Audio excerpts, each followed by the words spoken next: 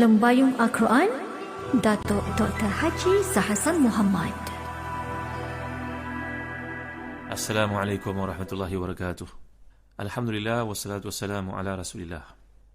Innal hamdalillahi nahmaduhu wa nasta'inuhu wa nastahdihi wa nastaghfiruh wa natubu ilayhi wa natawakkalu alayhi wa na'udzu billahi min shururi anfusina wa sayyiati a'malina. May yahdihillahu fala mudilla lahu wa may yudlil fala hadiya lahu. Allahumma salli wa sallim wa barik ala Muhammad wa ala ali Muhammad kama sallaita wa sallamta wa barakta ala Ibrahim wa ala ali Ibrahim fil alamin innaka Hamidum Majid. Amma ba'd. Muslim-musliman yang rahmati dan dikasihi sekalian, kita masih lagi membincangkan ayat ke-69 dan 70 dari surah Yasin. Saya amat menggalakkan tuan-tuan untuk memiliki tafsir Ibn Katsir, kerana ini tafsir antara yang terbaik, diterima oleh umat Islam berabad-abad namanya, ratus-ratus tahun umur tafsir ini. Dalam hadis kita ada sebagai contohnya Sahih Bukhari, dalam tasawuf kita ada Ihya Ulumuddin, dalam tafsir para ulama sedunia seolah-olah mengiktiraf Ibn Katsir sebagai satu periwayatan yang sangat dekat dengan sempurna. Ayo tuan-tuan, kita lihat 69 hingga 70 firman Allah SWT dalam surah Yasin. A'udzubillahi minasyaitonirrajim. Wa ma 'allamnahu asy-syi'ra wa ma yanbaghi lahu. In huwa illa dzikrun wa qur'anun mubin liyunzira man kana hayyan wa yahiqqa al-qawlu 'alal kafirin. Dan kami tidak mengajar syair kepadanya Muhammad sallallahu alaihi wasallam, dan syair itu tidak layak baginya. Al-Quran itu tidak lain hanyalah pelajaran dan kitab yang beri penerangan, supaya dia Muhammad sallallahu alaihi wasallam memberi peringatan kepada orang-orang yang hidup hatinya, dan supaya pastilah ketetapan terhadap orang-orang yang kafir. Dalam kuliah lalu kita telah pun menyentuh berkaitan dengan perbezaan di antara Quran dan juga syair. Dan dalam konteks ini, bahawa yang dimaksudkan mereka yang hidup hatinya akan menerima Al-Quran. Sebuah hadis yang dikemukakan oleh Imam Muhammad Al-Urami, walaupun sanad pada hadis ini ada perbincangannya, bahawa ada 4 perkara, arba'un yumitnal qalba, az-zanbu ala zanbi, wa kathratu munakashatin nisa'i, ya'ni muhadathatahunna, mumaratul ahmaqi, taqul wa yaqulu wa la yarji'u ila khairin abadan, wa mujalasatul mauta. Faqila lahu ya Rasulullah sallallahu alaihi wasallam, wa mal mauta? Qala kullu ghaniyin mutrafin. Nabi menyatakan dalam hadis ini bahawa ada 4 perkara yang menyebabkan hati itu mati. Matinya hati. Yang pertama, dalam konteks ini, melakukan dosa tanpa bertaubat kepada Allah SWT. Ya, betul, dosa kecil. Tapi kalau lakukan berterusan, memang ia menjadikan dosa besar. Seperti kata-kata mereka, kata-kata para salihin. Salafus salih berkata, La zanba ma'at taubah ma'al istighfar, wala kabir, wala saghira ma'al israr.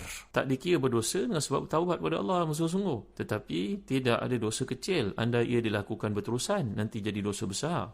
Maka 4 perkara yang matikan hati ini disebut oleh Imam Al-Urami di awal tafsir surah Yasin, kerana ayat ini ada kaitan dengan ayat yang lalu, ayat yang telah kita bincangkan. Inna nahnu nuhyil mauta wa naktubu ma qaddamu wa atharahum. Ini ayat yang ke-12, kisah Bani Salimah, bahawa kami menghidupkan mereka yang telah mati dan menulis apa sahaja yang kesan yang mereka tinggalkan. Maka nampaknya surah Yasin di bahagian penghujungnya membawa kita kembali kepada hakikat kehidupan dan kematian. Antara kematian yang tidak disedari oleh banyak manusia itu kematian hati. Sebab itu ada hadis yang Imam Al-Urami bawakan, 4 perkara yang membawa kepada kematian hati tanpa disedari. Pertama, dosa yang dilakukan tanpa taubat berterusan. Yang kedua, kathratu munakashatin nisa, banyak bercakap dengan orang perempuan bukan mahram. Jangan diterjemahkan hadis ini secara literal, secara word by word, lalu kita akan kata bercakap dengan orang perempuan ni tak boleh langsung. Bukan. Nabi SAW sendiri dalam peristiwa Hudaibiyah telah pun konsult kepada isterinya yang mulia Ummu Salamah radhiyallahu anha. Ummu Salamah telah menyuruh Rasulullah SAW, wahai Rasulullah suruh mereka bertahalul, mereka tidak lakukan, cuba Rasulullah sendiri bercukur, nanti mereka ikut. Nampaknya kata-kata Ummu Salamah itu berguna sebagai satu syurah dengan orang perempuan. Jadi hadis ini bukan kita pegang di atas itlaqnya, keseluruhannya. Kemudian yang ketiga, perkara yang mematikan hati disebut oleh Imam Al-Urami di awal tafsir Ibn Katsir, kita pernah bincangkan satu masa dahulu, iaitu mumaratul ahmaq, duduk bergaul dengan orang yang ahmaq. Ahmaq ni orang yang bodoh, orang yang tidak menggunakan akalnya, orang yang akan menyebabkan kita buang masa dengannya. Kita bercakap satu, dia jawab yang lain, dan dia tidak mahu belajar apa-apa kebaikan. Dan yang terakhir sekali, mujalasatul mauta, duduk bersama dengan orang mati, akan matikan hati. Siapa pula yang mati itu, wahai Rasulullah? Siapa yang nak duduk dengan orang mati ni? Jawapan Rasulullah, kullu ghaniyin mutrafin, semua orang yang mempunyai kekayaan, tetapi dengan kekayaan itu melalaikannya dari Tuhan, melalaikannya daripada perkara-perkara berkaitan ketaatan. Maka ayat ini yang kita bincangkan, kaitannya saya tadi jelaskan kepada tuan-tuan, di sini ada satu unsur namanya ihtibak, iaitu Allah SWT membawakan kepada kita kisah orang yang diberi umur panjang, tetapi umur panjang itu dalam nyanyuk dan dia menyusahkan orang kelilingnya. Itu sebab Nabi mengajar kita doa supaya selamat daripada umur tersebut, jangan menyusahkan orang. Maka berkaitan di antara umur nyanyuk dengan syair ni tadi telah saya jelaskan kepada tuan-tuan. Artinya Allah SWT mengkehendaki kita untuk menjadi orang yang abid, alim, belajar dan juga beribadah dengan ilmu yang kita ada. Kerana yang demikian akan memelihara kita daripada sifat nyanyuk itu. Disebut oleh Dr. Ratib Nabulusi yang tafsirnya, banyak bukti yang telah ditunjukkan bahawa orang yang beriltizam dengan Quran ini akan selamat daripada penyakit-penyakit, antaranya penyakit nyanyuk ini, tuan-tuan dimuliakan Allah sekalian. Jadi bila seseorang itu beriltizam dengan sifat kehidupannya yang ada jadual kehidupannya untuk belajar Al-Quran, menghafaz surah-surah tertentu, tak ada alasan untuk mengatakan umur dah tua, tak dapat nak ingat. Jika manusia mengalami proses penuaan, akan beri penampilan luaran kesannya, tapi yang telah saya gambarkan kepada tuan-tuan, Nabi-Nabi Allah, terutamanya Nabi Muhammad SAW, tidak ada apa yang kurang pada peringatan ataupun kekuatan ingatan, zakiratuhu sallallahu alaihi wasallam, bahkan fizikal Nabi SAW yang kita pelajari dalam kitab, contohnya Nabi Rasul kita Muhammad sallallahu alaihi wasallam, Syama'il Muhammadiyah yang dipermudahkan, menunjukkan bahawa uban di kepala Nabi ini tidak melebihi 20 helai. Kuliah lalu saya bawakan daripada tafsir Al-Imam Al-Biqai Nazmud Durar, bahawa dikemukakan tentang Nabi kita ni jalannya pantas, laju, sampai para sahabat tergesa-gesa nak ikut Nabi, seumpama orang yang turun bukit. Lagi Nabi pernah mengalahkan Rukana 3 kali, sehingga Rukana akhirnya mengiktiraf kekuatan Nabi, padahal Rukana ni tak pernah ditewaskan. Kuatnya Nabi SAW. Dan begitu juga hatta annahu dara ala nisa'ihi wa hunna tis'un. Nabi bersama dengan para isteri baginda SAW pada satu malam, bilangan mereka 9 orang. Ini semua menunjukkan bahawa yuhka min quwahu allati faqa bihan nasa. Ini menunjukkan kepada kekuatan Nabi kita SAW. Dan begitu juga kalau kita baca kisah daripada hadis yang menunjukkan kekuatan para anbiya alaihi wassalam, bahawa malakul maut alaihi salam ursila ila Musa liyaqbid ruhahu falamma ja'ahu sakkahu fafaqa'a 'ainahu faqala rabbi arsaltani ila 'abdin la yuridul mauta qala irja' ilayhi faqul lahu yadha' yadahu ala matni thawrin falahu biha ghattat yaduhu wa bi kulli sya'ratin. Dalam hadis itu menggambarkan bahawa dalam hadis sahih ini, Bukhari dan juga Muslim, Ahmad pun ada meriwayatkannya, Nasa'i, bahawa tatkala Jibril, tatkala malaikat yang tugaskan Allah untuk mengambil roh Nabi yang mulia ni, Nabi Ulul Azmi, Nabi Musa AS ini, maka ditamparnya malaikat itu sampai terkeluar matanya. Lalu beliau datang bertemu dengan Allah SWT, kembali mengatakan, wahai Tuhan, ya Allah, engkau mengutuskan aku kepada seorang hamba-Mu yang saleh, tetapi dia tidak mahu kepada kematian. Tengok, ini kekuatan yang ada pada para anbiya alaihi wassalam. Tuan-tuan, begitu juga kalau kita lihat ada Nabi yang Nabi Musa ini berapa umurnya? Mi'ah wa isyrina sanatan, 120 tahun umurnya. 40 tahun baginda diutuskan menjadi Nabi, berdakwah kepada ayah anda angkatnya Fir'aun. Kemudian 40 tahun lagi setelah itu mereka tersesat di Sinai. Kemudian 40 tahun yang berikutnya Nabi Musa AS diberi umur oleh Allah SWT. Maka inilah umur yang diberikan kepada baginda sebanyak 120 tahun. Tidak pernah lam yad'uf basaruhu, matanya tidak pernah menjadi kabur dan dia tidak menjadi tua. Dan ada nabi-nabi yang diutuskan Allah lebih panjang umurnya daripada nabi-nabi ini. Ini bagi menggambarkan kepada kita, kata Al-Imam Al-Biqai dalam tafsirnya yang terkemuka itu, Nazmud Durar, ayat ini kaitannya, keserasiannya dengan ayat yang lalu, iaitu ayat lalu menceritakan tentang umur manusia yang mungkin seseorang itu akan ditimpa penyakit lupa, nyanyuk dan sebagainya, tetapi para Nabi tidak seperti itu. Ini menunjukkan di sebalik ayat ini mengingatkan kita bahawa orang yang beramal saleh, orang yang baca Al-Quran, akan secara istiqamah akan selamat daripada penyakit yang menimpa manusia kebiasaannya. Ataupun dalam apa yang dikemukakan ini ada satu bentuk namanya uslub al-hakim. Ini dipanggil dalam bahasa Arab satu bab daripada balaghah, pengalihan perbicaraan kepada satu yang lebih penting. Jadi uslub al-hakim merupakan satu bentuk kesenian dalam balaghah kerana memberikan kesan indah kepada perbicaraan seorang. Contohnya tuan-tuan dan sekalian, kalau seorang anak tu bertanya pada ayahnya, ayah banyak duit tak? nak jawab banyak duit ni, kita ni sebagai ayah bukan jutawan. Maka jawapan seorang ayah yang bijaksana, alhamdulillah nak, walaupun kehidupan ayah macam ni, tapi Allah bagi pada ayah kesihatan, ayah diberi Allah kepercayaan orang, dan ini yang merupakan modal ayah yang paling besar dalam kehidupan pada ini anakku. Jadi ini merupakan satu namanya usulul hakim.